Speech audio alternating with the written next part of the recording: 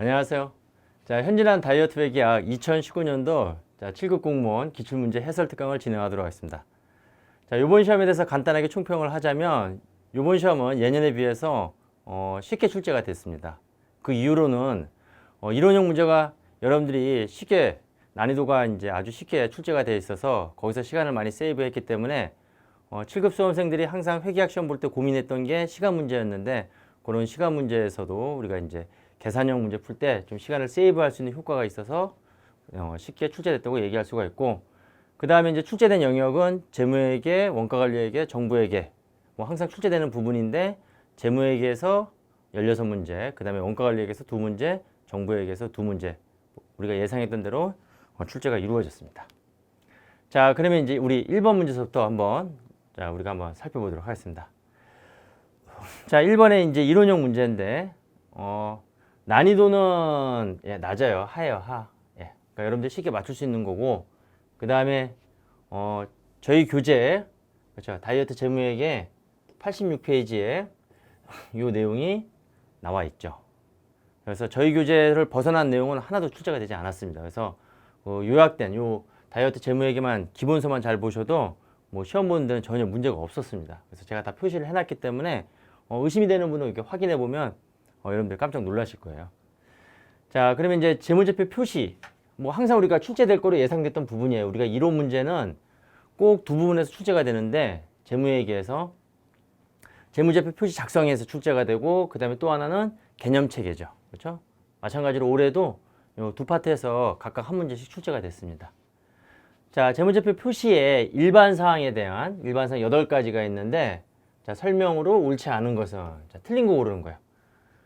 또 올해 그 이론 문제 같은 경우에 상대적으로 쉽게 출제된 게, 보통 우리가 이제 물어볼 때 요구사항이 옳지 않은 게 있고, 그 다음에 옳은 것은 어느 게 더 어려운 거예요? 이게 더 어려운 거예요. 이게 더 시간이 걸리는 거예요. 근데 올해 출제 문제는 다 옳지 않은 거예요. 자, 그래서 여러분들이 다 고르는데 어떻게 보면 옳은 거 고르는 것보다는 훨씬 더 쉽게 고를 수가 있었습니다. 자, 계속기업으로서의 존속 능력에 유의적인 의문이 제기될 수 있는 사건이나 상황과 관련한 중요한 불확실성을 알게 된 경우, 이게 핵심이죠. 중요한 불확실성을 알게 됐다는 거예요. 자, 그러면 계속기업의 기준하에서 작성되는 게 아니라 경영진은 그러한 불확실성을 어떻게 된다는 거야? 알려줘야 되겠죠. 정보 이용자들한테. 그래서 공시해야 된다. 자, 맞는 문장이 되는 거고. 그 다음에 이제 상계 부분인데, 매출 채권에 대한 대손 충당금과 같은 평가 충당금을 차감하여 관련 자산을 순액으로 측정하는 것은 상계 표시에 해당하지 않는다. 그렇죠? 요거는 상계 표시에 해당되지 않죠. 지금 원칙은 상계 금지의 원칙인데, 상계 금지라는 거는 자산과 부채, 관련 자산과 부채 또는 수익과 비용에 대해서 기준에서 허용하는 범위 내에서만 상계가 가능하고, 허용하지 않는 범위 내에서는 상계 금지다 하는 겁니다. 자, 그런데 이런 대손 충당금, 그렇죠, 이러한 평가 충당금 계정을 차감하여 관련해서 순액으로 표시하는 거는, 이거는 기준에서 뭘로? 상계로 보지 않는다, 이렇게 나왔습니다. 그렇기 때문에 상계 표시에 해당되지 않는 거죠. 이거는 자산 부채의 상계 표시가 아니라, 이거는 자산에 대한, 그렇죠, 요거 평가 계정이기 때문에 이거는 상계 표시에 해당되지 않는다. 가장 중요한 거죠, 뭐 상계 표시에서. 자, 그 다음에 3번에 보게 되면, 한국채택 국제기준이 달리 허용하거나 요구하는 경우를 제외하고는 단기재무제표에 보고되는 모든 금액에 대해서 전기 비교 정보를 표시하며, 비교 공시하는 게 원칙이죠. 여기까지 맞아요. 서술형 정보는 단기 정보만 표시한다. 이게 틀린 거죠. 서술형 정보도 뭐예요? 우리가 비교 공시한다 하는 겁니다. 자, 그래서 답은 3번이 되는 거죠. 그렇죠? 비교 공시가 가능한 거죠. 서술형 정보도. 자, 그래서 이 부분이 틀린 겁니다. 답은 3번이 되는 거고. 그 다음에 기업은 현금 흐름 정보를 제외하고는, 그렇죠, 우리 재무제표에서 현금 흐름 정보를 보고하는 게 바로 뭐예요? 현금 흐름표죠. 그럼 얘를 제외한 나머지 재무보고서인 재무상태표, 그 다음에 포괄손익계산서, 그 다음에 자본변동표, 얘네들은 다 무슨 회계? 발생기준 회계를 사용하여 재무제표를 작성한다. 자, 이렇게 해서 답은 3번. 재무제표 표시 일반 상황에 대해서도 굉장히 쉬운 내용이 출제가 된 부분이에요. 그렇죠? 자, 이렇게 해서 보시면 되고. 그 다음에 2번. 마찬가지로 또 이제 우리 이론 문제에서 예상했던 부분이죠. 재무보고를 위한 개념체계 이렇게 나왔죠. 그리고 재무보고를 위한 개념체계에서 가장 중요한 부분이 어디라고 그랬어요? 그렇죠. 유용한 재무정보에 유용한 재무정보의 질적 특성. 나오면 여기가 1순위라고 그랬죠? 네, 마찬가지로 여기서 나왔어요. 그래서 재무정보의 질적 특성으로 크게 이제 우리가 근본적 질적 특성과 그 다음에 보강적 질적 특성이 있는데 이거는 뭐 그 내용을 물어본 게 아니라 근본적 질적 특성이 뭔지 보강적 질적 특성이 뭔지 그거 구분할 수 있는지 아주 그냥 평이하게 아주 출제가 됐습니다. 그래서 마찬가지로 난이도는 하고 당연히 뭐 저희 교재 67페이지에 나와 있는 내용이 되는 거죠. 그래서 1번에서는 재무제표에 대해서 이제 인식에 대한 이제 요건인데 우리가 장부에 재무제표 우리가 기록되기 위해서는 일단 정의에 부합이 돼야 되겠죠. 그 다음에 이제 인식 기준을 충족을 해야 돼요. 그럼 인식 기준은 두 가지가 있죠. 그죠? 한 가지가 뭐였죠? 네, 발생 가능성이 높아야 된다. 발생 가능성이 높아야 되고 그 다음에 또 하나가 뭐죠? 신뢰성 있게 측정 가능해야 된다. 이게 이제 인식 기준 요건이에요. 신뢰성 있게 측정 가능. 근데 이걸 물어본 것도 아니라 그냥 인식 기준을 이걸 충족하는 항목을 재무상태표나 포괄손익계산서에 반영하는 과정을 말한다. 그렇죠? 그러니까 뭐 이거 인식 기준 충족 요 두 가지 항목 요것도 물어본 게 아니라 그냥 러프하게 충족하는 항목을 재무상 그럼 이제 다 정의에 부합되고 인식 기준 요건 충족했으니까 당연히 재무상태표에서는 자산부채 자본으로 그 다음에 포괄손익계산서에서는 수익 비용으로 우리가 이제 반영하는 게 바로 재무제표의 인식이다 이렇게 얘기를 하는 거죠. 맞는 문장이 되는 겁니다. 그 다음에 이제 일반 목적 재무보고 목적은 자 주요 이용자가 4명이 있다고 그랬죠. 자 현재 투자자, 잠재적 투자자, 그 다음에 대여자 및 기타 채권자. 자 요게 바로 이제 일반 목적 재무보고의 주요 이용자가 되는 거야. 주요 이용자. 자 정확하게 서술이 됐고 자 기업의 자원을 제공하는 것에 대한 그러니까 이 주요 이용자가 결국은 외부 정보 이용자라고 했잖아요. 그럼 외부 정보 이용자는 결국 기업하고 돈하고 관계되어 있는 자예요. 그 돈을 우리가 뭐라고 표현했냐면 경제적 자원이다 이렇게 표현한 거죠.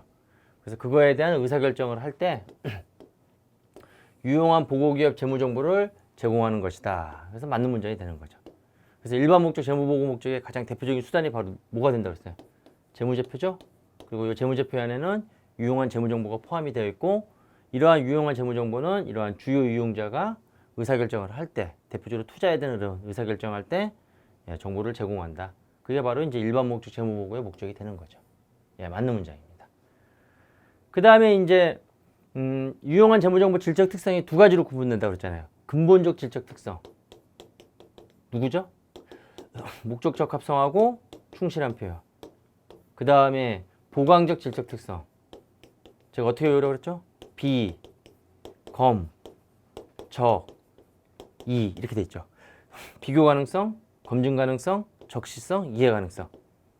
근데 여기 지금 중요성이 나왔죠. 중요성. 보강적 질적 특성으로 이제 목적 적합하고 충실하게 표현된 정보의 유용성을 더 보강해주는 질적 특성을 설명했는데 비교 가능성, 검증 가능성, 적시성, 중요성 이 틀렸죠. 중요성이.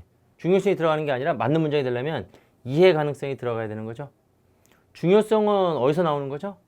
목적 적합성의 요건으로 나오는 부분이죠. 예측 가치, 그 다음에 피드백 가치, 그 다음에 중요성. 자, 그래서 답은 3번이 되는 거다. 다른 겁니다. 자, 그 다음에 이제 부채의 의무는 정상적인 거래 실무 관행 또는 원활한 거래 관계를 유지하거나 공평한 거래를 하려는 의도에서도 발생할 수가 있다. 여기서 발생하는 의무를 우리가 뭐라고 했어요? 부채는 우리가 부채 요건으로서 뭐 했어요? 현재 의무가 존재해야 되는데 이 의무는 넓은 의미의 범위라고 그랬죠. 법적인 의무하고 그 다음에 도덕적 성격의 의무 뭐라고 그랬죠? 의제 의무. 지금 이 부분이 바로 의제 의무를 설명하는 거예요. 그래서 의제 의무에서도 우리가 발생할 수가 있다. 그래서 맞는 문장이 되는 거죠. 자, 이렇게 해서 이제 답은 3번이 되는 겁니다. 마찬가지로 여러분들 쉽게 풀 수 있는 문제입니다. 자, 3번 문제 보도록 하겠습니다. 자본에 대한 설명으로 옳지 않은 것은 그래서 자기주식 회계 처리는 이제 원가법을 따른다 이렇게 나와 있는데 마찬가지로 이것도 굉장히 쉽게 출제가 됐어요. 자, 저희 교재 이제 191페이지에 나와 있고 자, 1번에 보게 되면 자기 주식을 취득원가보다 낮은 금액으로 매각한 경우 그러니까 내가 자기 주식을 취득원가로 기록을 했는데 예를 들어서 1,000원 주고 제가 이제 자기 주식을 취득을 했어요. 이걸 매각을 한 거죠. 처분한 거죠. 회계 처리가 자기 주식 1,000원 그 다음에 낮은 금액으로 매각을 했죠. 자, 그러면 이제 현금은 1,000원보다 낮은 금액이니까 800원으로 이렇게 딱 처분을 했습니다. 그럼 이게 자기 주식 처분에 따른 손실이 발생한 거예요. 자, 그래서 처분 손실이 나왔는데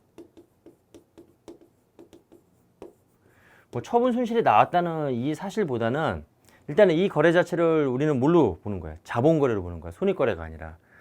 그런데 이제 뒤에서 뭐라고 설명되어 있냐면 포괄손익계산서의 비용으로 계산한다 이렇게 했으면 이거는 뭐예요? 이거는 자본거래가 아닌 손익거래로 봐가지고 이 처분 손실을 손익계산서 단기 비용으로 집어넣었던 거죠. 이게 아니죠. 이거는 뭘로 가는 거야? 처분이익은 자본잉여금, 처분 손실은 자본 조정으로 가는 거죠. 자, 그래서 이게 틀린 겁니다. 자, 나머지는 다 맞는 문장이고 뭐 우리 교재에 다 나와 있는 내용이니까 여러분들이 뭐 확인하시면 되겠습니다. 자, 그 다음에 이제 정부회계 문제가 나왔네요. 국가 회계 기준에 관한 규칙상 부채의 분류 및 평가에 대한 설명으로 옳지 않은 것은 저희 교재에 이제 정부회계 교재 40페이지 나와 있는 내용인데 제 정부회계 설명하면서 100개의 그 문장만 여러분들이 암기하고 문장만 암기도 아니죠. 그걸 여러 번 읽고 들어가면 어차피 거기서 다 시험 문제 지문이 나오기 때문에 다 나오는 지문들이 정해져 있어요. 그래서 그거만 OX만 잘 하고 들어가면 정부회계는 쉽게 맞출 수가 있다고 그랬습니다. 가성비 측면에서 봤을 때 정부회계를 우리가 이거를 시간과 노력을 들여서 공부하기는 너무 문제 수가 적잖아요. 정부회계나 원가 관리가. 그래서 저 요약교재 OX 문제 나왔는데 마찬가지로 올해도 다 나왔습니다. 자, 1번에 재정상태표상 부채는 유동부채, 장기차입부채, 기타 유동부채로 분류한다. 가장 중요한 한 놈이 빠졌죠. 누구죠? 충당부채. 아까 의제의무 했을 때 우리 충당부채 계산하는 것도 있는데 그거는 이제 뭐 일반 회계도 마찬가지고 장기 충당부채가 있죠. 그래서 재정상태표상 유동, 장기차입부채 요 놈이 빠진 거죠. 요 놈. 그렇죠? 주의하라고 그랬죠. 항상. 자, 그래서 바로 1번이 답이 되는 겁니다. 굉장히 쉬운 문제였죠. 자, 나머지 여러분들이 맞는 문제 확인해 보시면 되고. 자, 문제 5번 보도록 하겠습니다. 이건 이제 현금 과부족에 대한 내용인데 우리가 이제 임시계정 과목으로 현금과 부족계정 과목이 있는데 현금 부족이 나오면 차변의 계산이 되고 그 다음에 현금 과가 나오면 대변의 계산이 되는 거야. 지금 이 문제에서 장부상 잔액보다 10만 원이 적은 것을 확인을 했어요. 그러면 딱 확인되는 순간에 이게 어디서 발생했는지 그 원인은 모르지만 일단은 임시계정 과목으로 이거는 현금 과부족 계정을 쓰는데 현금 부족이 되는 거죠. 나중에 이제 확인해 보니까 12만 원이 여비교통비가 빠진 거예요. 영수증 나중에 찾은 거죠. 그러면 현금 부족으로 12만 원 있었고 그러면 10만 원이 적은 거니까 확인해 보니까 12만 원이 적어요. 근데 궁극적으로는 10만 원이 부족해요. 그러면 2만 원만큼은 현금 부족은 12만 원이고 현금 부족 부분에 해당되는 건 12만 원이었고 궁극적으로 10만 원이 부족했다는 얘기는 나머지 2만 원 부분에 대해서는 현금 과가 있다는 거죠. 그러니까 이걸 우리가 합쳐서 현금 과부족 계정인데 일단은 부족이면 차변에 생기고 그 다음에 과면 대변에 생기는 거죠. 자, 그래서 차변에 현금 과부족 12만 원 계산했다가 나중에는 확인을 했어요. 그러니까 차변에 있는 거 대변으로 옮기면서 우리가 확인된 여비교통비를 적어주면 되는 거고 그 다음에 나머지 2만 원은 현금 과니까 대변에 계산을 했다가 나중에 확인이 됐죠. 자비익으로. 자, 그래서 2만 원 자비익 이렇게 계산하면 되는 겁니다. 자, 그래서 결산이라는 수정 분기니까 답은 1번이 되는 거죠. 자, 이렇게 해서 보면 되고 난이도는 하고 그 다음에 저희 요거는 객관식 교재 문제에서 그 앞부분에 복식부기 원리에서 소개되는 그런 문제입니다. 자, 그 다음에 이제 6번 문제는 사채를 발행했는데 금융부채죠. 그럼 여러분들 이제 사채 문제 나면 대부분 다 어렵다고 생각을 하는데 이 난이도 수준은 하예요, 하. 저희 교재 224페이지에 이제 설명되어 있는데 저희 교재 224페이지에 뭐라고 설명이 되어 있냐면 이러한 할인 발행 또는 할증 발행 시에 이자 비용은 자, 할인 발행 시에는 액면 이자의 할인 차금을 가산하는 게 이게 이자 비용이 되는 거고, 그 다음에 할증 발행액은 액면 이자에 할증 발행 차금을 차감하면 그게 이자 비용이 계산된다는 겁니다. 그렇죠. 그래서 여러분들 뭐 할인 발행, 할증 발행 회계처는 다 알 거예요.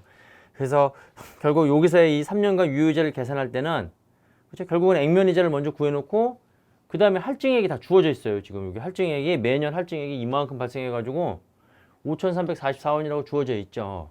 그러니까 할증 발행이니까 이거는 이제 뭐예요? 가산하는 게 아니라 차감하는 거죠. 예. 그러니까 지금 액면 이자는 액면 이자를 8%, 액면가액에다 적용하는 거죠. 예. 자, 액면 금액의 연 8%의 이자를 지급한다는 겁니다. 그래서 유효이자율은 6%이며, 자, 그러면 이제 8%니까 매년 8,000원씩, 3년이니까 곱하기 4만이니까 얼마? 24,000원. 그러니까 3년간의 액면 이자가 24,000원 계산이 되고, 거기에 이제 할증 발행 차금이니까 5,344원만큼을 차감하면 18,656원이 이게 결국은 3년간의 우리가 이자 비용으로 계상하는 금액이다.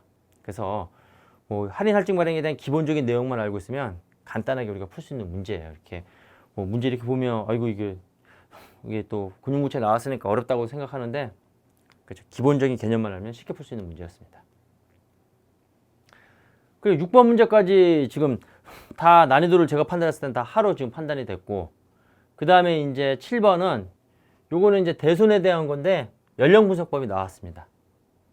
이것도 어떻게 보면 하로 적고 싶었는데 그러면 하가 너무 많아요. 그래서 이거는 뭐 중으로 적었는데 중 수준에서도 어떻게 보면 낮은 수준, 중하인 그런 수준인 겁니다. 자, 그래서 이게 지금 뭘 물어봤냐면 기중에 대손이 확정이 됐을 때 회계 처리를 물어봤어요. 2000X9년도 1월 10일 날 인식할 그때 대손 상각비는 얼마인가. 그래서 기중에 이제 대손이 확정됐을 때 그 손상 차손 인식되는 금액을 구하라고 그랬는데, 자, 일단 전년도 말에 지금 우리가 기말 채권을 쭉 분석을 해보니까 연령 분석이에요.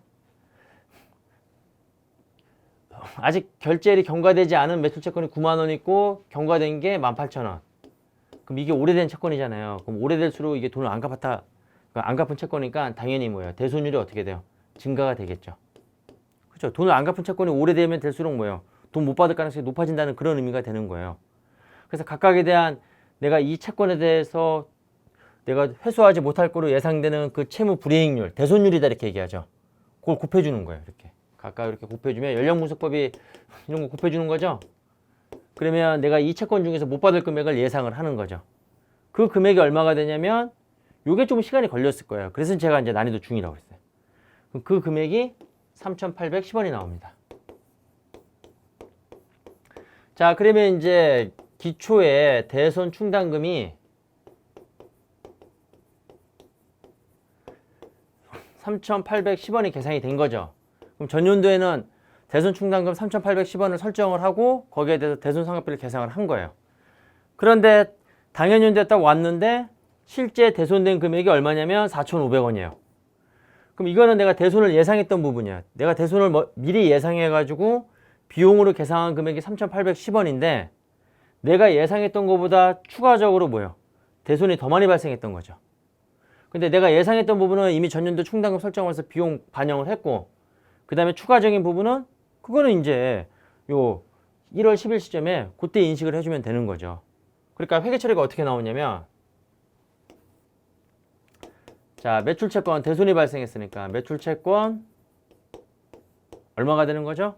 예, 4,500원이 없어지고, 그 다음에 내가 이전에 예상했던 대손 충당금 3,810원을 상계시키고 나머지 차액을 뭘로 인식하는 거예요? 대손 상각비로 인식을 하면 되는 거죠. 그럼 이게 얼마 되는 거예요? 690원이다. 합니다. 그래서 이제 우리가 1월 10일 날 손상차손은 바로 690원이 되는 거죠. 근데 이제 여기서 시간이 걸리는 부분은 바로 이 연령 분석법을 통한 요 3,810원 전년도 말 대손 충당금을 예상하는 게 이게 중요한 거죠. 자, 이렇게 해서 보시면 되고, 자, 그 다음에 이제 8번 문제 이렇게 나왔죠. 자, 8번 문제 난이도는 중이고 저희 교재 121페이지에 설명되어 있는 내용입니다. 재고자산이죠. 그래서 지금 실전에서는 재고자산 T계정을 이용해서 계산한다 이렇게 놨죠. 항상 재고자산은 항상 시험장에서는 T계정을 통해서 푸는 게 가장 빨라요. 자, 그러면 이제 이 문제 같은 경우에는 자, T계정을 그려보면 여기다 한번 그려볼까요? 상품 T계정. 자, 여기 이제 기초, 단기 매입에 물론 요 매입은 순매입을 의미하는 겁니다. 자, 그러면 이제 여기 자료가 딱 주어질 수밖에 없어요. 기초가 5만 원이고 그 다음에 단기 총매입인데 매입 할인이 5만 원 있으니까 자, 순매입 기록하니까 95만 원. 그러니까 여기 5만 원 기록되고 여기 95만 원 기록이 되는 거예요. 그 다음에 여기 이제 기말 재고. 그럼 기말 재고를 제외한 나머지 부분이 바로 뭐예요? 비용으로 인식되는 부분이죠. 이건 자산 계상되는 거고. 기말에 자산 계상되어 있는 부분이고 나머지가 비용으로 인식되는 부분. 요 부분이 바로 매출원가 부분이 된다 하는 겁니다. 그래서 대차 평균의 원리를 이용해서 얘를 구하면 되는 거예요. 근데 요 기말 재고를 무슨 법에 의해서 구한다는 거죠? 저가법에 의해서 구하고 그 다음에 지금 각각에 대한 요 품목, 항목별로 주어졌으니까 자, 원칙은 뭘로 적용하는 거죠? 예, 항목별로 적용하는 겁니다. 그래서 요 기말 재고를 구하면 되는 거예요. 자, 그런데 기말 재고는 저가법이니까 둘 중에 어떤 금액? 낮은 금액. 자, 그럼 뭐하고 뭘 비교해? 원가하고 그 다음에 시가하고 비교하는데 시가를 우리는 뭘로 한다? 순실현 가능 가치로 한다 하는 겁니다. 순실현 가능 가치는 어떻게 계산되죠? 예상 판매 가격에서 예상 판매 비용을 뺀 게 바로 순실현 가능 가치가 되는 거예요. 자, 그럼 이제 비교를 하는 거예요. 얘 같은 경우에는 7,000에서 1,500을 빼니까 5,500이 되는 거죠. 그럼 시가가 더 크네. 그러면 이제 얘는 뭘로 기록하는 거야? 원가로 기록하는 거야. 몇 개? 2개. 그러면 상품 A는 장부에 기록되는 금액이 얼마? 5,000 곱하기 2개, 10,000원이 되는 거고. 나머지도 같은 방법으로 하면 되겠죠. 자, 9,000에서 2,000 빼니까 7,000. 얘는 시가가 더 작죠? 저가법, 둘 중 비교해서 낮은 거를 기록하는 거예요. 8,000과 7,000을 비교해서 낮은 거 7,000, 3개, 21,000원. 자, C는 2,000이죠. 2,500, 낮은 거 2,000으로 기록되겠죠. 몇 개? 2개, 6,000원. 자, 그렇게 해서 이제 기말재고를 구해보면 그게 얼마가 나온다는 거야? 35,000원이 나온다 하는 겁니다. 그럼 이 35,000원을 뺀 나머지가 바로 뭐야? 매출원가로 기록되는 금액이죠. 그래서 100만 원에서 35,000원 제외한 나머지 얼마? 96만 5천원이 바로 매출원가로 비용으로 인식되는 부분이다. 그래서 항상 재고자산은 문제를 빨리 푸는 방법은 T계정을 이용해서 풀면 재고자산의 계산형 문제는 여러분들이 쉽게 빨리 풀 수가 있는 겁니다. 검증도 가능한 거죠. 대차 평균의 원리를 이용해서. 자, 이렇게 해서 정리하시면 되고. 자, 9번은 유형자산. 유형자산의 취득원가를 결정하는 거. 이것도 뭐 우리가 다 예상했던 부분이에요. 자, 그러면 이제 공장을 신축하기 위해서 토지를 취득하였다. 취득한 토지에는 철거 예정인 건물이 있었으면 이게 중요한 거죠. 철거 예정인 건물이 있었다. 그런 겁니다. 그러니까 우리가 이제 일괄취득이라는 걸 공부했죠. 일괄취득이 뭐냐면 토지와 건물을 한 가격에 취득하는 게 일괄취득이에요. 그럼 각각 우리가 토지의 원가하고 건물의 취득 원가를 계산해야 되는데 이걸 어떻게 계산해야 되냐? 일괄취득의 경우에는 상대적 공정가치 비율로 이 한 가격을 안분하면 되는 거야. 이걸 이렇게 공정가치 비율이 3대1이 있으니까 3대1로 안분하면 되는데 이게 원칙인데 지금 얘는 이 원칙을 적용하면 안 되죠. 누구 때문에 그런 거죠? 바로 얘 때문에 그런 거예요. 철거 예정인 건물. 철거 예정인 건물이라는 거는 얘는 취득하면서 건물에 대한 취득 목적은 없는 거예요. 토지만 취득할 목적이라는 거죠. 그러니까 그렇다고 해서 내가 취득을 하는데 건물은 떼고 주세요. 그건 말이 안 되는 거죠. 그러니까 얘는 일괄 취득에 해당되는 게 아니라 철거 예정일 경우에는 건물이 철거 예정일 경우에는 그때는 토지를 취득한 겁니다. 그러니까 얘는 일괄 취득이 아니에요. 그러니까 이게 이제 속임수예요. 속임수 요게. 지금 여기 이제 100만 원 했으니까 지금 문제에서 토지의 취득 원가를 구하라 했으니까 지금 요거를 관가하게 되면 그때는 이제 문제를 어떻게 푸는 거야? 이게 일괄 취득 가격 주어졌으니까 3대1의 비율로 그러니까 토지는 75만 원, 건물은 25만 원 이렇게 접근한 사람은 틀린 거예요. 누구 때문에 그렇게 접근하면 안 되는 거죠? 얘 때문에 그런 거예요. 얘는 일괄 취득이 아니다 하는 겁니다. 그냥 철거 예정인 건물을 우리가 같이 취득했을 경우에는 그냥 이 건물을 커다란 그냥 돌멩이로 보면 되는 거예요. 내가 산 땅 위에 커다란 돌멩이다 생각. 그러니까 결국은 이 전액이 다 뭘로 가야 되는 거예요?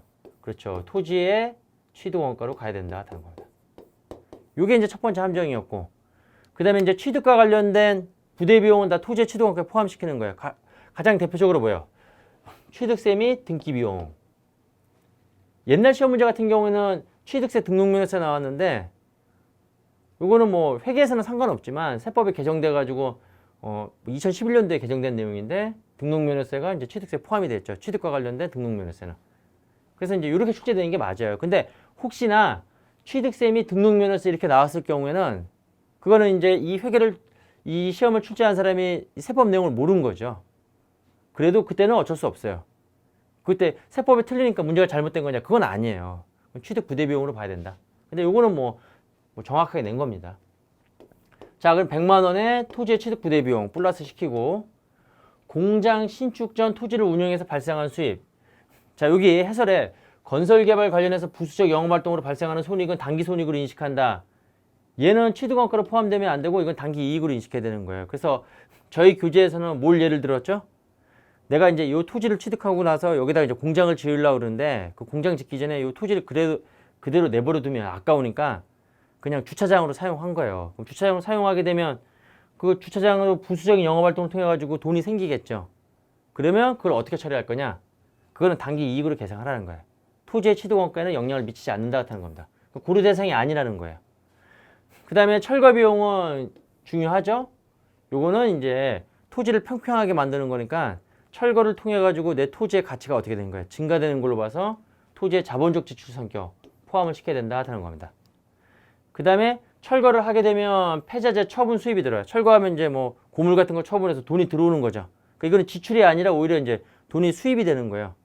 지출된 금액은 취득원가에 포함시켰으니까 수입된 금액은 어떻게 하라는 거예요? 차감시켜라 이렇게 공부했죠? 그러니까 이거는 빼주는 거예요. 그렇죠? 이거 100만 원 플러스 10만 원. 이건 고려 대상 아니고 이건 더해주고 이건 빼주고. 그 다음에 하수도 공사비는 요거는 이제 뭐 가지고 판단하냐면 이게 영구적으로 사용 가능 여부에 따라서 영구적으로 사용 가능하면 토지의 취득원가에 포함시키고 그렇지 않으면 별도로 우리가 구축물로 계상을 해야 되는 겁니다. 근데 영구적으로 사용 가능하다 그랬으니까 얘는 토지의 취득원가를 포함시켜 가지고 토지의 취득원가에 가산을 해야 되는 거죠. 그래서 얘는 플러스가 되는 거야. 그래서 이제 이거 다 플러스 마이너스 하면 얼마 된다는 거야? 121만 원 된다 하는 겁니다. 그러니까 여기서는 세 가지 포인트가 있었어요. 일단은 철거 예정. 그러면 얘는 이제 전액을 다 토지의 취득원가로 보는 거고, 그 다음에 이제 부수적인 활동을 통한 요 수입은 단기 이익으로 보는 거. 고려 대상 아니라는 거하고, 그 다음에 요 하수도 공사비 영구적 사용 여부에 따라서 토지로 볼 거냐, 아니면 별도의 구축물로 볼 거냐. 그게 포인트였죠. 근데 이거는 뭐 항상 중요한 부분으로 다 언급되는 내용이기 때문에 그죠? 여러분들이 이제 요 제가 말한 포인트만 간과하지 않았더라면 뭐 쉽게 맞출 수 있는 문제였습니다. 자, 그 다음에 이제 10번. 이것도 이제 좀 어떻게 보면 이게 난이도가 상이 될 수 있는 문제예요. 근데 이제 제가 이제 중이라고 한 얘기는 뭐냐면 이제 저희 교재에 보게 되면 지금 여기 나와 있는 쭉 뭐 상품이다 또는 이제 뭐 현금을 받기로 하였다 이렇게 나와 있는데 그래서 현금 기준 순이익과 발생 기준 순이익의 차이를 우리가 구하라고 했잖아요. 그래서 현금 기준 순이익과 발생 기준 순이익의 차이는 어디서 나오냐면 바로 발생과 이연 계정 과목. 이연 계정 과목의 변동분이 요게 현금 기준과 발생 기준의 차이를 가져오는 거다 한 겁니다.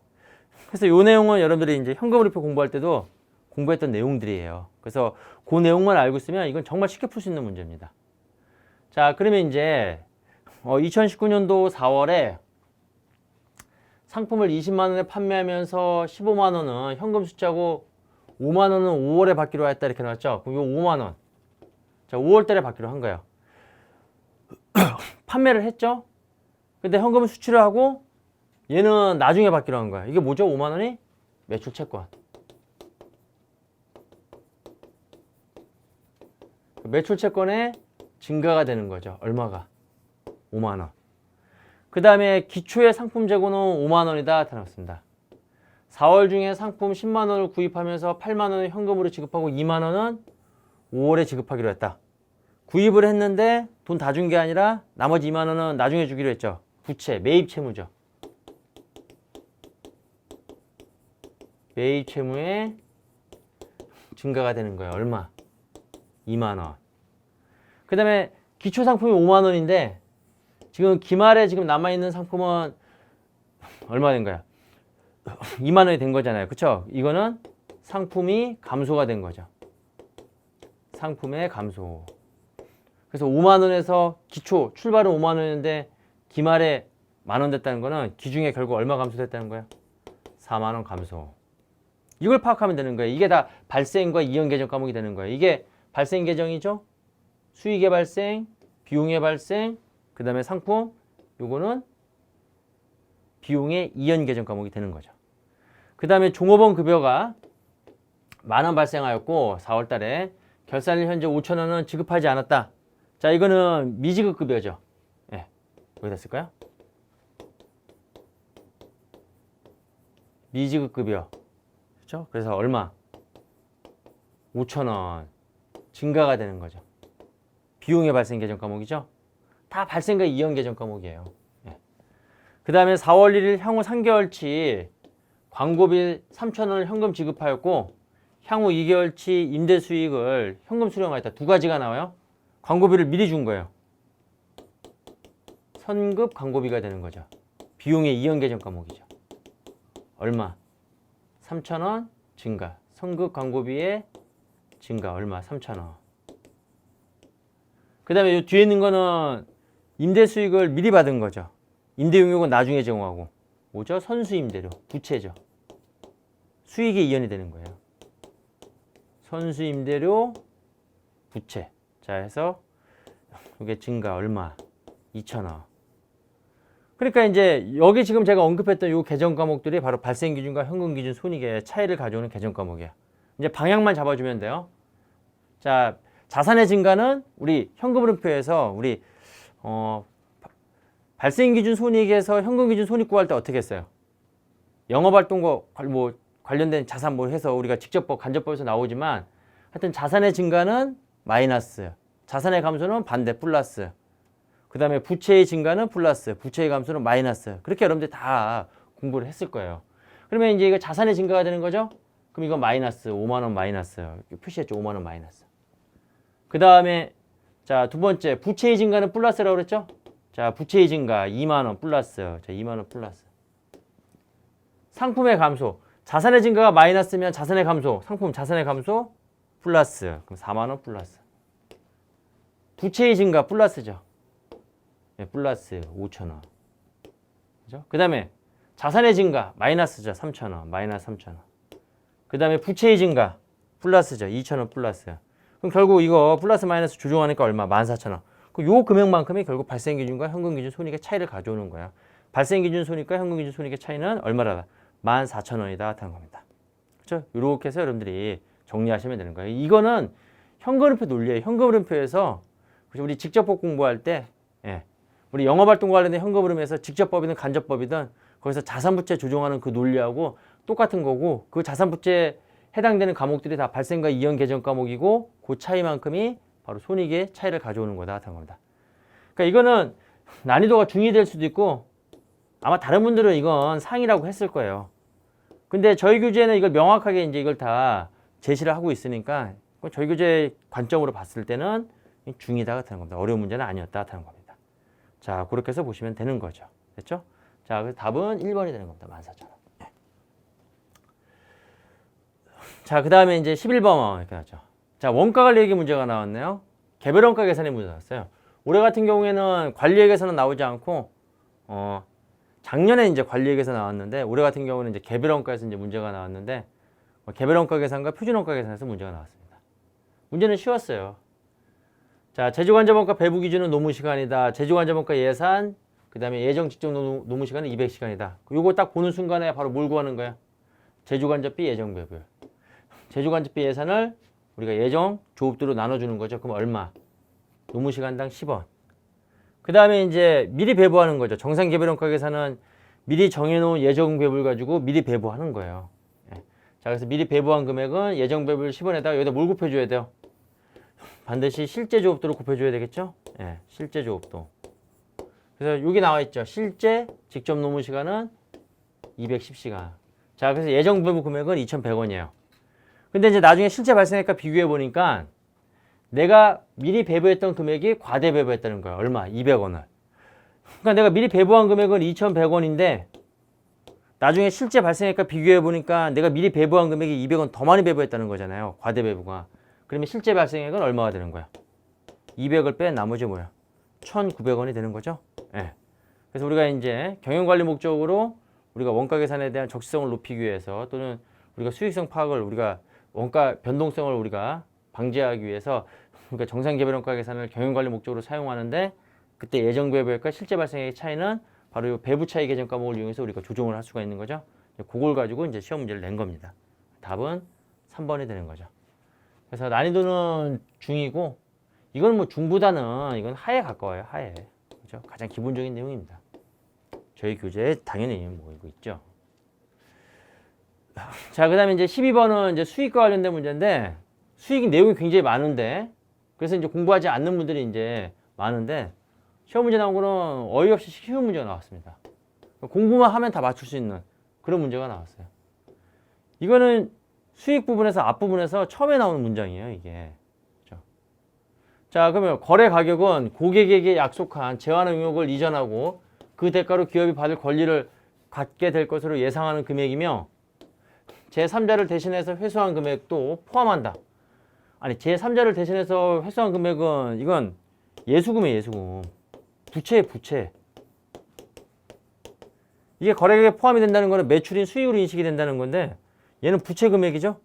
내가 버는 돈이 아니라 내가 대신 회수했다가 제3자, 예를 들어서 이게 부가세 예수금이다 그러면 그때는 뭐예요? 정부에다가 세무서에다가 납부해야 될 금액이 되는 거잖아요. 그러니까 당연히 얘는 일본 판매세도 마찬가지고 예를 들어서 포함이 아니라 제외해야 된다 하는 겁니다. 그렇죠? 그래서 답은 1번입니다. 네. 뭐 요거는 요 수익 부분에 대한 요 거래 가격에 대한 요 내용을 뭐 저희 교재 같은 경우에 이제 지문 4개 정도가 이제 시험에 나올 거다 해가지고 4개 제시되고 있는데 그 중에서 첫 번째가 나왔습니다. 예. 보면 충분히 다 여러분들이 쉽게 맞출 수 있는 문제였어요. 그 다음에 이제 13번은 원가 관리액의 문제, 표준원가 문제예요. 자, 표준원가 문제 나오면 무조건 뭐부터 먼저 적으라고 했어요? AQ 곱하기 AP, 실제 금액. 그 다음에 AQ 곱하기 SP, 실제 투입량을 기초로 한 변동 예산이 되는 거죠. 그 다음에 SQ 곱하기 SP, 실제 산출량을 기초로 한 변동 예산. 요거는 뭐 여러분들이 다 알 거라는 거야. 자, 그럼 이제 금액이 이제 나와 있죠. 그럼 이걸 먼저 적는 거예요. 제가 먼저 이거부터 먼저 적으라고 그랬죠. 시험에 나오면 표준원가 문제는 무조건 100% 물어보는 게 원가 차이 문제고 그 다음에 시험에 나오면 무조건 이거부터 적는 거예요. 이거 적고 여기에 해당되는 내용들을 문제 자료를 보고 집어넣는 거예요. 자, 실제 발생액 얼마? 31,450원 집어넣으면 되죠. 그 다음에 제품 단위당 표준 직접 노동시간 이게 뭐예요? SQ죠. 한 단위 기준했을 때 SQ가 되는 거고 그 다음에 직접 노무 원가 계산해서 임률 차이 이게 임률 차이죠. 이게 3,700원 불리한 차이다 이렇게 나왔어요. unfavorable U라고 썼어요. 이게 불리한 차이니까 당연히 앞에 있는 금액과 뒤에 있는 금액 비교했을 때 불리한 차이가 나오면 누가 더 큰 거예요? 얘가 더 큰 거죠. 그러면 얘를 알 수가 있는 거죠. 3,700원 불리인데 얘를 구해줬으니까 여기서 3,700 빼면 27,750이 되는 거고 그 다음에 능률 차이가 제시가 됐는데 얘는 또 유리한 차이로 나왔어요. 그 유리한 차이가 나왔다는 거는 뒤에 있는 예상 금액이 더 큰 거죠. 투입량 기준 변동 예산보다는 산출량 기준 변동 예산이 더 큰 거예요. 그러니까 얘는 2,250을 더해줘야 되는 거예요. 그럼 얼마가 되는 거예요? 400이 되는 거죠.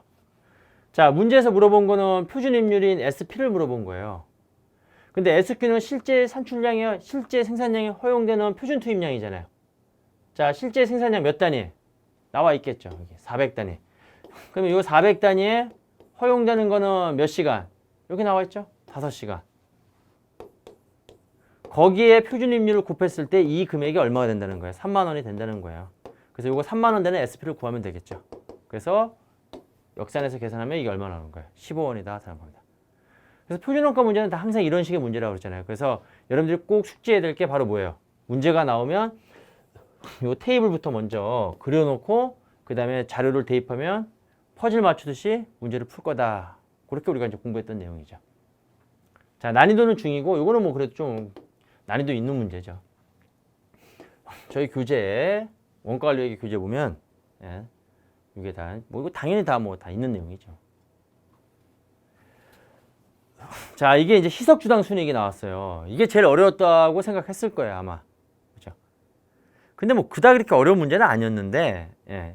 그래도 이제 다루는 내용 자체가 어려운 부분에서 나왔기 때문에, 그죠? 기본주당 순이익을 이제 우리가 예상을 했었는데, 거기 한 단계 더 뛰어넘어서 이제 희석주당 순이익이 나왔죠. 그러니까 아무튼 우리가 희석주당 순이익을 구할 때도 일단은 뭐부터 먼저 구해야 돼요? 기본 주당 순이익을 먼저 계산을 해야 되겠죠. 그래서 기본 주당 순이익은 보통주한테 귀속되는 순이익 해서 당기 순이익에서 만약에 우선주가 존재하면 우선주 배당금을 빼주면 우선주 배당금을 뺀 나머지 금액은 보통주주에게 귀속되는 순이익. 이게 이제 분자가 되는 거고, 그 다음에 분모는 가중평균 유통주식수. 이렇게 계산을 하는 거죠.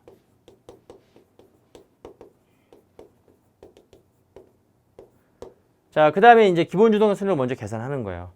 그래서 보통주 당기 순이익 구해보면 지금 당기 순이익이 얼마 있냐면 여기 당기 순이익이 100만 원 있죠. 100만 원. 그 다음에 우선주 배당금이죠. 여기 우선주 배당금 빼주는 거예요.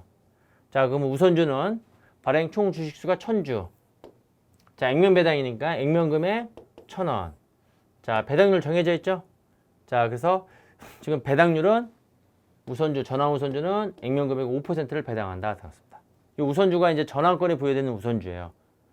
그래서 이제 이게 잠재적 보통주가 될 수가 있는 거죠. 어떤 경우에?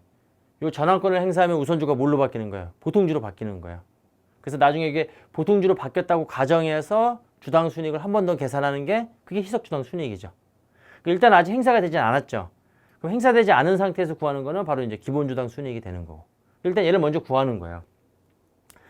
자, 그래서 이제 우선주 배당금을 우리가 딱 보니까 1000원 곱하기 1000주 곱하기 1000원 거기에 5% 해서 이제 5만 원 배당금 빼주니까 95만 원. 그 다음에 이제 가중평균 유통주식수는 기초에 몇 주 있었죠? 2000주. 여기다 계산해 볼까요? 기초에 1월 1일 날 2000주 있었는데 그 다음에 7월 1일 날 유상증자를 통해서 시장 가격으로 발행했다고 그랬어요. 자, 그래서 이때 600주가 증가가 됐죠. 가중평균 하게 되면 2000주 곱하기 월할 계산해서 12분의 12. 요거는 1년 동안 쭉 가고 그 다음에 이제 600주는 6개월 동안 우리가 기간이 적용되는 거니까 가중평균 하게 되면 600 곱하기 12분의 6 해서 몇 주가 되는 거예요? 2300주가 되는 거죠. 자, 이렇게 해서 이제 가중평균 유통주식수가 2300주가 계산이 되는 겁니다. 자, 그럼 이제 95만 원을 2300으로 나누면 얼마가 나와요? 413원이 나온다는 거예요. 그럼 기본주당 순이익은 413원이에요. 자, 여기까지는 여러분들이 뭐 다 잘 아시는 부분이에요. 근데 이제 이걸 물어본 게 아니라 여기서 이제 뛰어넘어서 이제 희석을 물어봤죠. 자, 그러면 이제 우리가 EPS는 구했어요. 기본주당 순이익 413원. 근데 희석주당 순이익이 뭐냐면 여기 희석증권이 있어요. 희석증권이 바로 뭐냐면 전환우선주예요. 그럼 얘는 지금 전환권이 행사가 되지 않았기 때문에 보통주로 전환되진 않았지만 희석은 이게 처음서부터 뭐예요? 기초부터 행사됐다는 가정하에서, 즉 보통주로 우리가 증가됐다는 가정하에서 주당 순이익을 계산해 보자는 거죠. 그래서 주당 순이익이 감소가 되면 그걸 우리가 이제 희석화 효과다 이렇게 얘기하죠. 그때의 주당 순이익을 우리는 희석주당 순이익이다 이렇게 얘기를 하는 거예요. 자, 그러면 이게 처음서부터 만약에 전환우선주가 발행이 됐다고 하면 기본 주당 순이익 계산 시 분자 분모에 어떻게 영향을 미치냐면 일단은 이게 처음서부터 우선주가 아니라 보통주였다고 하면 지금 여기 나와 있는 요 우선주 배당금이 발생해요, 발생 안 해요? 발생 안 하겠죠. 처음부터 보통주였다면. 이게 우선주였기 때문에 우선주 배당금이 지급이 된 거고 실제 희석은 가정을 하는 거죠. 처음서부터 전환권 행사로 인해 가지고 보통주였다. 그럼 우선주 없는 거였잖아요. 그러면 얘가 없었더라면 이게 95만 원 되는 게 아니라 100만 원 되는 거죠. 그 얘기는 분자가 얼마만큼 증가한다는 거예요. 5만 원이 증가가 된다는 거죠. 그리고 이제 분모에 대한 효과를 보게 되면 처음서부터 얘가 행사가 됐다라고 하면 기초부터 몇 주가 늘어나게 되는 거예요. 보통주가 1000주가 늘어나게 되는 거죠. 그렇죠? 그걸 가정하는 거예요. 희석은. 그러면 이제 기초부터 1000주가 늘어나게 되면 요 희석증권에 해당되는 전환우선주의 요 희석주당 순이익, 이 전환우선주가 행사가 됐다고 가정하게 되면 그때는 얼마만큼 주당 순이익이 50원이 된다는 거예요. 50원. 그러니까 이 50원만큼에 해당되는 게 414만 해당되는 주당 순이익에 섞이니까 당연히 이제 주당 순이익은 어떻게 되는 거야? 감소가 되겠죠. 그때 감소되는 주당 순이익을 우리는 희석 주당 순이익이다 이렇게 얘기를 하는 거예요. 자, 그러면 이제 기본 주당 순이익은 분자가 95만 원이었고 그 다음에 분모가 2,300주였는데 우리가 희석 효과를 고려해 보게 되면 그때는 분자 분모에 미치는 효과가 자, 분자에는 5만 원이 더 증가가 되고 그 다음에 분모에는 1,000주가 더 증가가 되는 거죠. 그렇게 해서 이제 우리가 주당 순이익을 계산해 보면 이게 얼마가 나온다? 303원이 나온다 하는 겁니다. 자, 그래서 우리가 희석과 효과에 따른 요 5만 원, 그렇죠? 요 분자 증가분과 1,000주에 대한 요 분모 증가분으로 인해서 기존의 기본 주당 순이익인 413원보다 더 하락하게 되는 거죠. 이게 바로 희석화 효과예요. 그래서 이게 얼마 되는 거예요? 303원 되는 요 놈이 바로 희석 주당 순이익이 되는 거죠. 아마 요 문제가 제일 어려웠던 문제였을 겁니다. 대부분 다 안 풀었을 거로 예상이 됩니다. 예. 또 계산기를 안 가져가는 상태에서 또 문제도 이렇게 딱 떨어지지 않고 소수점으로 나오는 거기 때문에 이거는 뭐 좀 눈치 있는 수험생들이면 딱 보자마자 그냥 포기하고 넘어갔을 것 같아요. 자, 그 다음에 이제 15번 정부회계 문제인데 마찬가지로 시계 나왔어요. 이거는 뭐 OX 문제 다 있는 게 다 나왔습니다. 맨 마지막에 우리 정부회계에서 일반 유형자산에 대해서는 재평가를 할 수 있으며 사회 기반 시설에 대해서는 재평가를 할 수 없다 이렇게 나와 있는데 둘 다 뭐예요? 재평가 할 수 있다죠? 예, 이건 워낙 쉬운 문제. 이건 뭐 그냥 한번 읽으신 분들은 그냥 다 쉽게 맞출 수 있는 문제 나왔습니다. 그 다음에 16번 문제. 요거는 복식부기 원리 내용이 나왔어요. 기말 결산 수정 붕괴가 나왔습니다.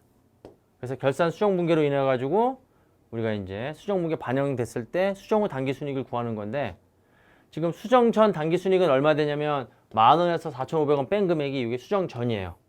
그 다음에 나머지 이제 수정 사항들이 반영됐을 때 그때 이제 당기 순이익, 수정 후 당기 순이익을 구하는 건데 자, 첫 번째 수정 사항이 3월달 급여 900원이 발생하였으며 4월 10일에 지급될 예정이다. 이게 미지급 급여, 급여가 발생한 거예요. 그러니까 이거 회계 처리 이렇게 해야 되겠죠. 차변의 비용 900, 그 다음에 미지급 급여 900원. 그러니까 비용이 추가가 되는 거잖아요. 그래서 900원 빼주고 건물의 임대료가 500원 발생하였으나 아직 현금으로 수취하지 못하였다 이렇게 나왔죠. 자, 이거는 임대료 수익이 발생을 한 거예요. 근데 아직 뭐예요? 내가 수익으로는 돈은 받지 못했다는 거죠. 자, 그럼 이건 미수 임대료가 되고 임대료 수익 잡아주는 거죠. 여기 임대료 수익 잡아주고 차변은 미수 임대료로 계산하는 거죠. 500만큼 증가시키면 되고 감가상각비 발생했죠. 기말 결산 수정 붕괴. 그럼 400만큼 빼주고 자, 자산으로 기록했어요. 그럼 사용분만큼은 비용 계산되는 거죠. 그러니까 사용한 소모품이 200원이다. 그럼 200원 비용 계산해야 되니까 빼주게 되는 거고 선수 수익으로 계산했어요.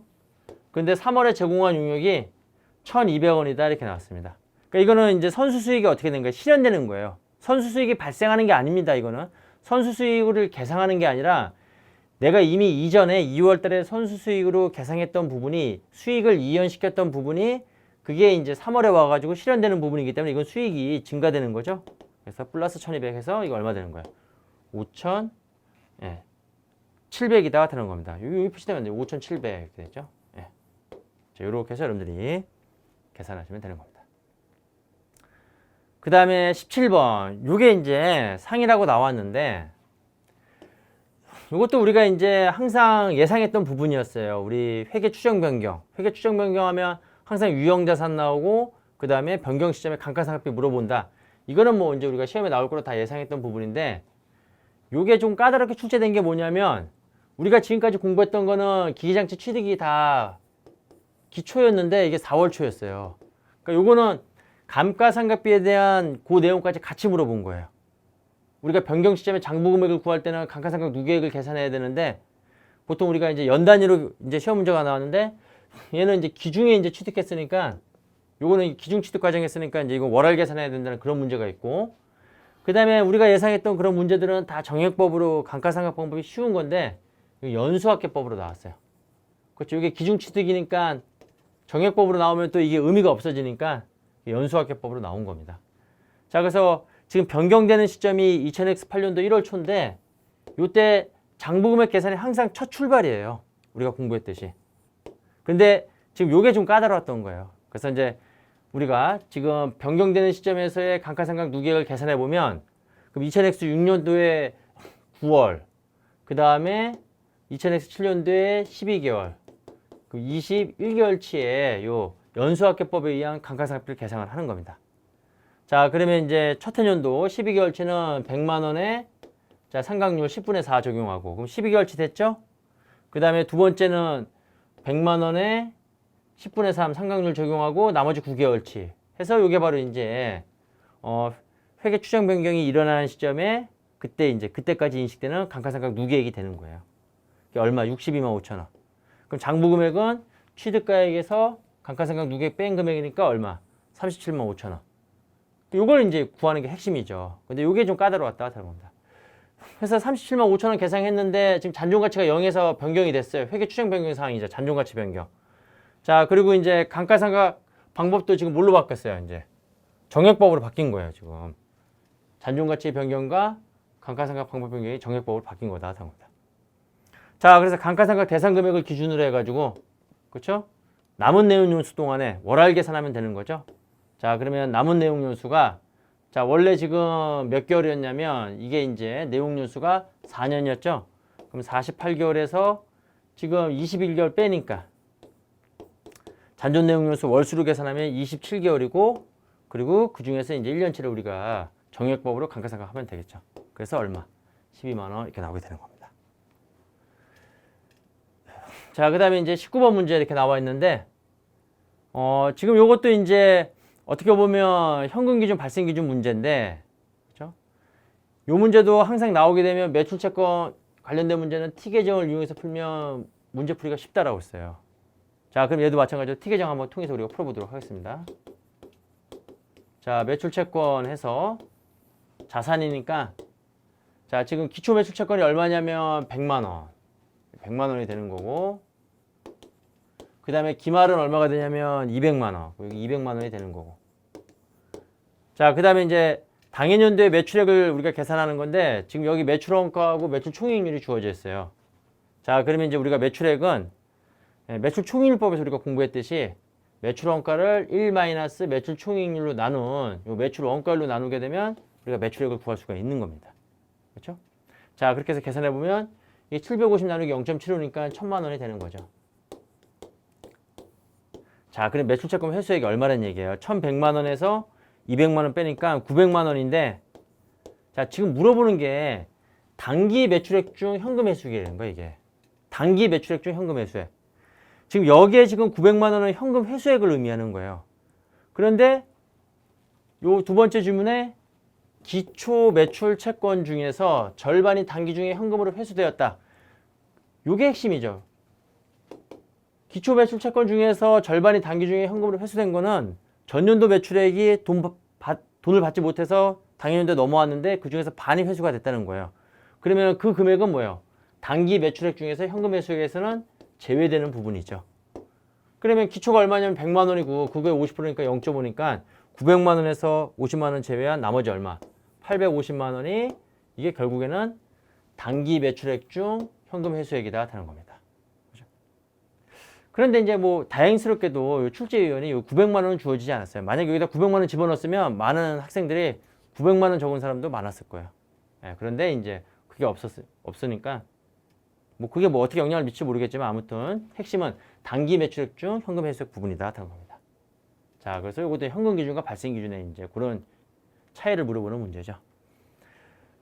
자, 그 다음에 이제 이건 자본유지 접근법이에요. 이익을 측정하는 방법 중에서 자본유지 접근법이 있는데, 자, 그 중에서 이제 포괄손익계산서 기타 포괄손익 구하는 건데, 순서가 항상 뭐죠? 첫 번째, 기초 순자산과 기말 순자산을 구한다. 순자산이라면 자산에서 부채 뺀 금액. 자, 그러면 45,000에서 15,000 뺀 금액. 3만. 기초 순자산. 자, 기말 순자산 2000X 2년 초가 되겠죠. 47,000에서 14,600 뺀 금액. 얼마? 32,400. 그러면 기초는 3만에서 출발했는데 기말은 32,400 됐어요. 그러면 기준이 얼마 증가했다? 2,400. 이게 이제 거래를 통해서 증가된 게 2,400이 되는 거예요. 근데 이 거래가 둘로 구분하죠. 무슨 거래? 손익거래. 그 다음에 자본거래. 손익거래는 둘로 구분하죠. 단기순익 부분과 기타 포괄손익 부분. 근데 지금 문제에서 이 기타 포괄손익을 구하라고 그랬어요. 그럼 일단 자본거래 부분은 얼마냐? 자, 2,000원을 현금 유상증자했어요. 그럼 2,000원만큼 증가가 되죠? 현금 배당 3,000원이죠? 이거 3,000원만큼 감소가 되죠? 주식 배당은 고려 대상이 아니죠? 이건 순자산에 영향 미치지 않는 거잖아요. 그러니까 결국 자본거래를 통해서는 마이너스 1,000원이 감소가 된 거예요. 내가 기중에 2,400원이 증가했는데 자본거래를 통해서는 1,000원이 감소가 됐다는 거예요. 그러면 손익거래 증가분은 얼마가 되는 거예요? 1,400원이 아니죠. 손익거래, 자본거래 합쳐서 2,400원이 증가를 했는데 자본거래 증가분이 마이너스 1,000이라는 얘기는 손익거래 증가분은 얼마라는 얘기예요? 3,400이라는 거죠. 그러니까 손익거래에서 3,400 증가했고 자본거래에서 1,000원 감소가 돼서 2,400이 증가한 거고 그 중에서 당기순이익이 차지하는 부분은 얼마냐면 지금 요 문제에서 지금 기타 포괄순이익 구하라고 하는데 당기순이익이 지금 2000X 2년도가 이건 1년도 당기순이익이고 2000X 2년도 당기순이익은 1,500이잖아요. 그럼 3,400 중에서 당기순이익이 1,500이에요. 그럼 나머지 1,900원이 바로 뭐가 되는 거야? 기타 포괄순이익이 되는 거죠. 이렇게 해서 이제 얘를 구하는 겁니다. 답은 4번이 되는 거죠. 그래서 뭐 전형적인 우리 자본유지 접근법에 있는 그런 문제고 뭐 저희 교재 203페이지에 이거하고 뭐 똑같은 문제가 있으니까 숫자만 다르죠. 예. 뭐 여러분들이 그거 보셨으면 뭐 충분히 다 맞출 수 있는 문제입니다. 자, 20번 자 보도록 하겠습니다. 자, 20번 우리 이제 현금흐름표 문제인데 항상 7급 시험에서는 요 현금흐름표하고 발생기준과 현금기준에 대한 문제가 세 문제 이상 꼭 나옵니다. 그래서 다음은 주식회사 대한의 2000X년도 현금흐름표를 작성하기 위한 회계자료의 일부이다 이렇게 나와있죠. 현금흐름표에 표시할 투자활동을 인한 자 여기 투자활동을 물어봤어요. 영업활동, 투자활동, 재무활동 중에서 투자활동을 물어봤는데 지금 관련된 자료가 쭉 나와 있는데 단기손익 공정가치 측정 금융자산이 나와 있고 여기 단기 매매 목적으로 취득한 금융자산이다 이렇게 나왔는데 일단 얘는 투자활동으로 보는 게 아니죠. 그렇죠? 단기손익 공정가치 측정 금융자산은 얘는 투자활동이 아니라 무슨 활동으로 본다? 영업활동으로 본다. 그러니까 얘는 지금 불필요한 자료가 되는 거예요. 단기손익 공정가치 측정 금융자산과 관련된 요 BS 요소와 IS 요소들은 고려 대상이 아니고 나머지 유형자산 관련된 기계장치, 감가상각누계 마찬가지로 요 기계장치, 유형자산 관련된 요 감가상각비하고 처분이 요 BS의 요 계정 과목 즉 기준 변동분을 가지고 우리는 분계를 추정해서 푸는 게 가장 실전에서는 가장 문제를 빨리 푸는 방법이다 하는 겁니다. 예. 자, 그러면 이제 요 네 가지 사항들을 가지고 우리가 이제 분계를 추정하는데 자, 그러면 이제 요 네 가지 사항들이 있는데 자, 기기장치를 보게 되면 전기 말에 465만 원, 단기 말에 510만 원. 우리는 기준 변동분을 가지고 분계를 추정하는 거예요. 45만 원이 증가가 됐죠. 그러면 기중에 기기장치 취득가액이 45만 원 증가됐다. 그러면 차변에 자산의 증가니까 45만 원 적으면 되고 그 다음에 감가상각 누계액이 나와 있는데 자 이건 대변자액인데 기초가 145만 원 그 다음에 단기말이 157만 원 12만 원이 증가한 거죠. 그럼 이건 대변자액, 대변의 증가액이니까 감가상각 누계액 여기다 적으면 되고 그 다음에 손익 관련된 자료에서 감가상각비 비용의 발생이죠. 30만 원 차변에 적으면 되는 거죠. 그 다음에 기기장치 처분이 이거는 수익이죠. 대변에 적으면 되는 거죠. 자, 그러면 이제 문제 자료 가지고 다 양쪽 다 적었어요. 대차가 다 같아야 되죠. 나머지 차익이 바로 뭐다? 그게 바로 현금액이에요. 자, 그래서 현금이 대변에 계산이 되죠. 대차 차익으로 계산한다. 얼마? 55만 5천 원. 이 얘기는 현금 유출액이 55만 5천 원이다 하는 겁니다. 자, 그래서 이번에는 이제 올해 같은 경우에는 투자 활동과 관련된 요 기기장치 관련된 순현금 흐름을 물어보는 게 시험에 나왔는데 이것도 마찬가지로 뭐 난이도는 상으로 이제 제가 표시는 했지만 저희 교재에서 분계 추정법에 의해서 우리가 간단하게 풀 수 있는 그런 형태의 문제였습니다. 자, 이렇게 해서 우리 2019년도 7급 공무원 회계학 시험에 대한 우리가 이제 강평을 마쳤고 아무튼 여러분들 시험 보느라고 수고 많으셨고 그다음에 이제 여러분들의 합격이라는 이제 좋은 행운이 있기를 바라도록 하겠습니다. 자, 여러분 수고하셨습니다.